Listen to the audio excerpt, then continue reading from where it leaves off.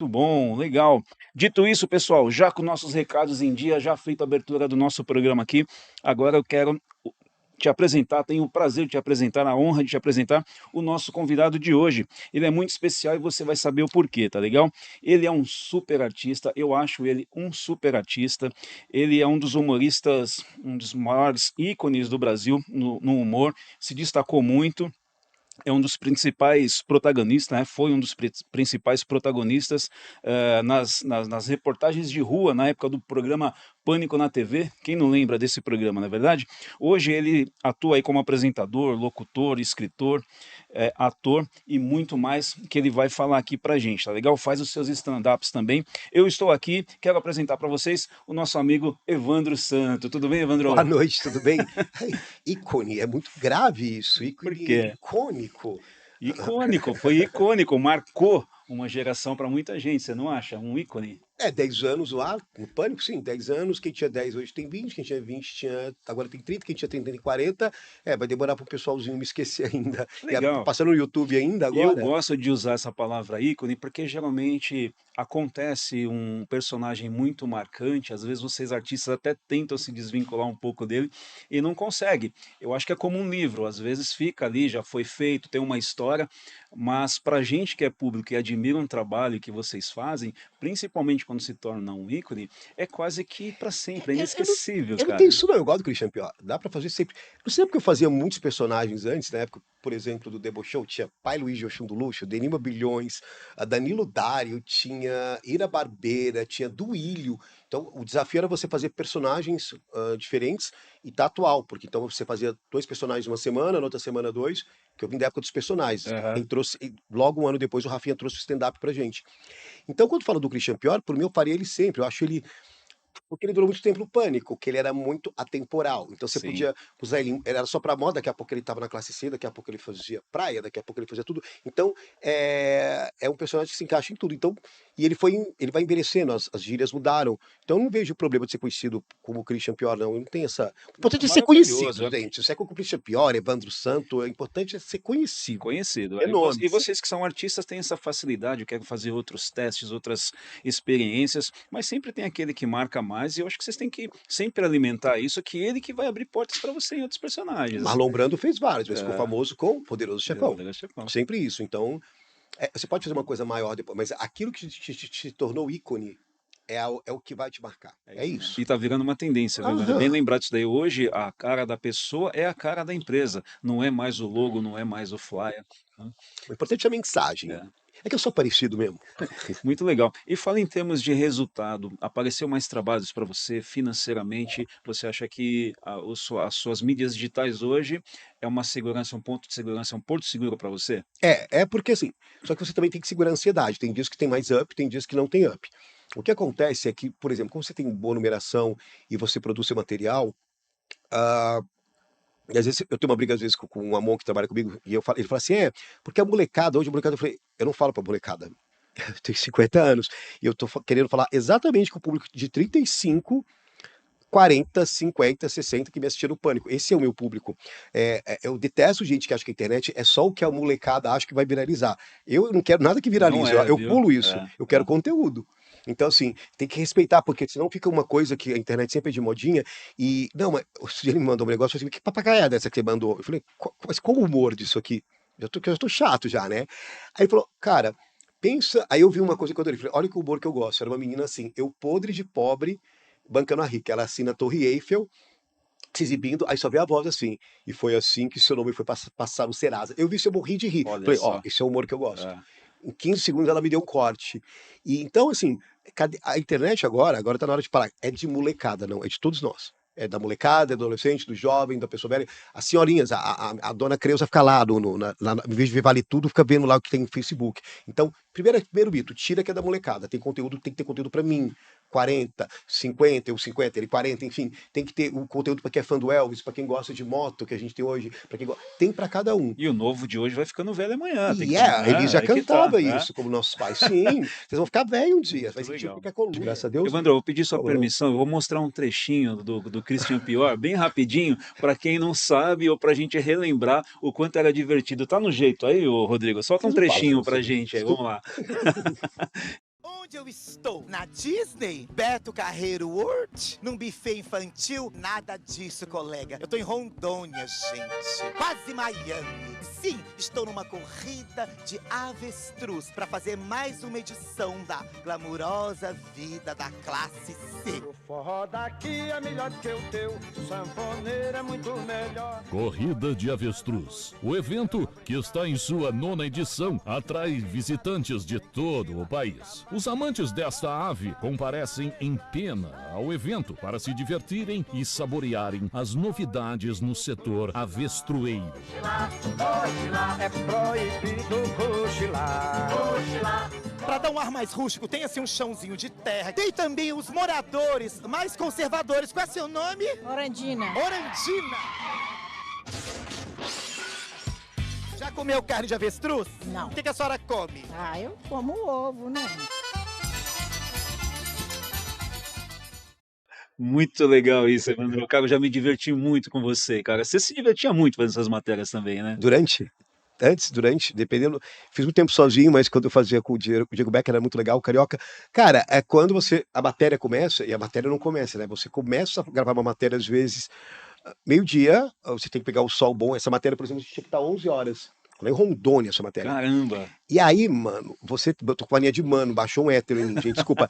E aí, meio-dia, era 3h30 da tarde, a gente tava encerrando. Então, esses 10, 12 minutos que você via eram, na verdade, um bruto de 3,5. E era card. Imagino. Depois a gente começou a ficar mais esperto, gravar um card só valendo, que você Aham. pega experiência.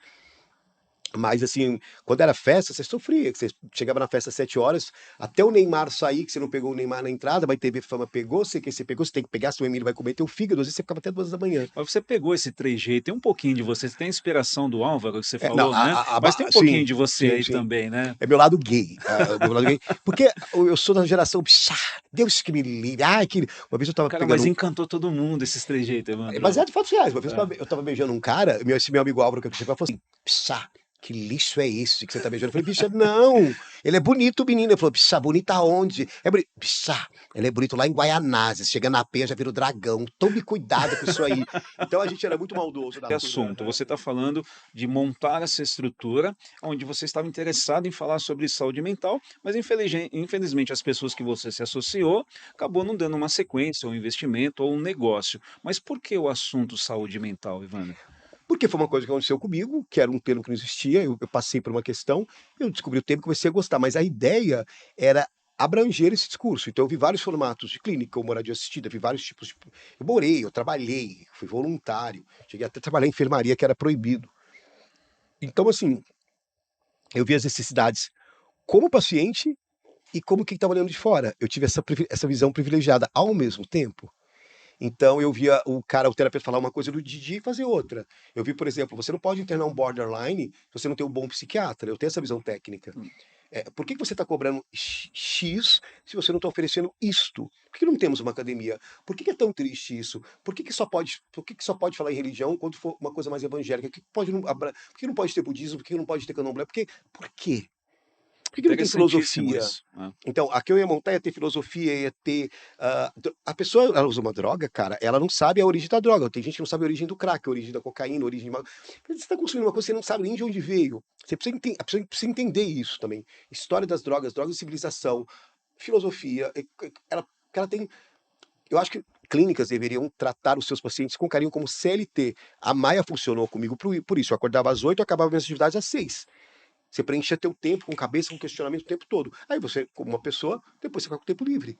Se você não tem uma grade boa na tua clínica, ou sei lá onde você estiver, não vai funcionar, porque você está lidando com gente que tem, igual eu, SPA, síndrome do pensamento acelerado, TDAH, HMM, gente que tem TPM, NO, PQ, pá. Se você não trouxer novidade, doce todos os dias, e quem gostava de doce todo dia, você não vai ter sucesso. Você precisa surpreender. A Esse é tua um desafio. ideia era trazer conhecimento e informação para que as pessoas pudessem se tratar ou Mas ser isso não tratado de forma melhor. É isso? Mas isso é interessante, porque aí você, de repente, dá uma queda no número de internações. Porém, as Pois é. pessoas esquecem uma coisa que poderia ser um outro mercado e o povo não pensa, que é o pós, que é o mais difícil, é o pós-internação. É quando tudo que você aprende ali, por 4 meses, tudo no horário, comida, tal, você não pega trânsito, você chega... Ainda tinha gente que chegava atrasado em clínica, viu, gente? Olha que louco. Morando na mesma comunidade, chegava atrasado na atividade. Isso é do caralho da pessoa. E aí você quer aplicar tudo isso aqui fora, com quem não viveu aquilo, é difícil. Então, o pós é muito mais precioso do que a internação. Se a internação não fosse tão cara, você poderia ter um pós melhor, ou com AT, ou com. Hoje a pessoa encerrou o tratamento, mora numa outra comunidade ali na clínica, que é metade do preço mais barato, mora e trabalha, isso funciona em moradia assistida. Mas o que não dá é você realmente ter. Você tem isso na clínica, empatia pelo outro amigo seu que é paciente, você tem isso, e aí quando você vem aplicar aqui fora, as pessoas estão cagando, elas não querem saber. Pois é. Então, tudo aquilo que. Parece que você ficou 4 meses na Disney, viu o verdadeiro Mickey, e depois você caiu de novo nas Mas mãos a da vida não é Malévola. um pouco assim, a gente com a gente mesmo, né? Tá sempre esperando que o outro nos reconheça, ou ele entender que eu me superei, que eu saí de um Não é problema de isso, eu tô falando de depressão. Né? acolhimento. Então pode ser o acolhimento, mas a gente às vezes espera muito do outro, porque uma coisa que eu percebo, e não estou falando que eu sou exclusivo, não, isso serve para mim também, é muito difícil a gente colocar em prática aquilo que a gente aprende. Você está no calor da emoção de um treinamento, uma internação, mas você sai de lá, você não consegue colocar nada em prática, Óbvio, né? concordo, é isso mesmo que eu tô falando. Pelo menos 10%.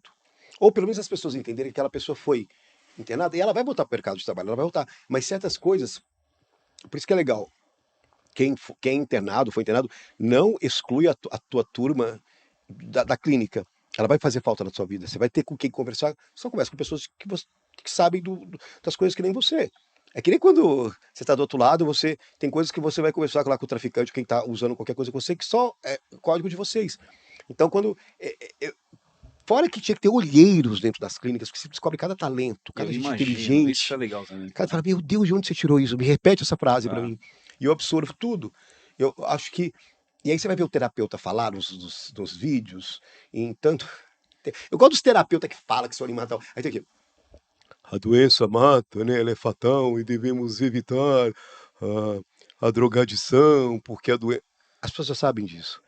Dê uma esperança. Fale isso em outras palavras. Brinca. exatamente.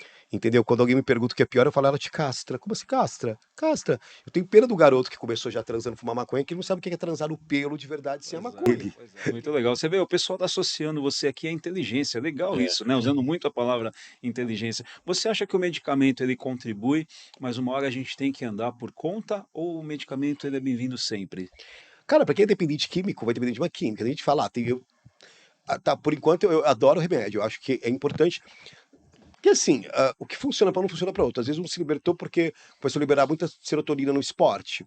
Eu também não voltei a malhar, então também isso contribui porque eu sei que é verdade. Ou não sei o que lá, outro encontrou na fé. Mas e se a pessoa tiver que tomar medicamento o resto da vida, qual o problema? Se isso é funcional para ela se deixar um cidadão melhor, talvez ela prefere aquilo que ela se sente segura. Entendeu? É que nem quando você tem uma pinta na testa e você gosta, as pessoas pedem para você tirar.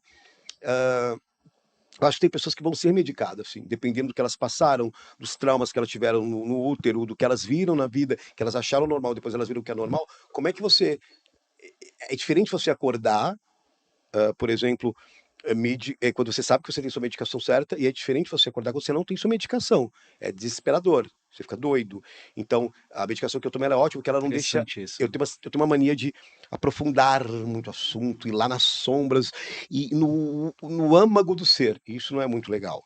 Então, pelo menos a que eu tomo, ela me deixa num nível ok de profundidade, mas ela não me deixa ter pensamentos mais darks ou ver o lado B da vida. Ela me deixa mais tranquilo. Então, eu gosto. Fala uma coisa, cara, você foi sempre muito autêntico em relação à sua sexualidade, principalmente em tempos de menores aceitação, como hoje, né?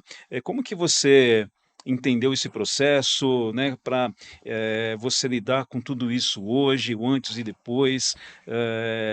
Algum arrependimento? Não, Como que hoje você eu não tá com lido, isso apenas daí? vivo. Cara, uma vez que a questão é assumir, só que eu assumi muito cedo, com 12. Mas dali já lidar, a preocupação é quem eu vou pegar hoje. Essa era a preocupação na época. Depois que você assume e fala que é gay, isso eu tô falando de 88, tá? Quando eu assumi, em 1988. Eu era o único gay de 12 anos do meu bairro e da minha escola. Então, na verdade, eu me sentia meio reizinho.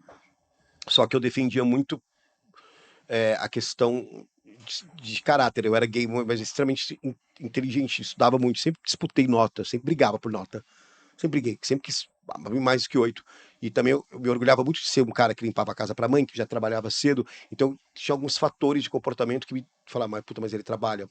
Tipo, é viado, mas trabalha. É viado, mas ajuda a mãe. É viado, mas tira nota boa. Então esses aceitos, eu me cerquei deles para andar não só no gueto, mas todo tipo de sociedade. Ali eu já sabia que talvez eu seria um cara meio multifacetado. E arrependimento, se eu pudesse retardar um pouco, me assumir depois dos 16, hoje eu teria uma preferência, porque eu queria ter saído de casa, queria ter participado do baile do colegial, coisas que eu não tive, queria ter sentido o frisson de ter estudado para a prova do vestibular. Essas sensações eu não tenho. Eu já tive outras sensações maiores, mas justamente porque eu estava sendo preparado para o mundo não idealizado, estava sendo preparado para o mundo real. Então, muitas coisas não normais aconteceram comigo, que falam assim, isso não é normal. Não, mas aconteceu com você. Então eu falo, acho que eu não sou normal. E que bom.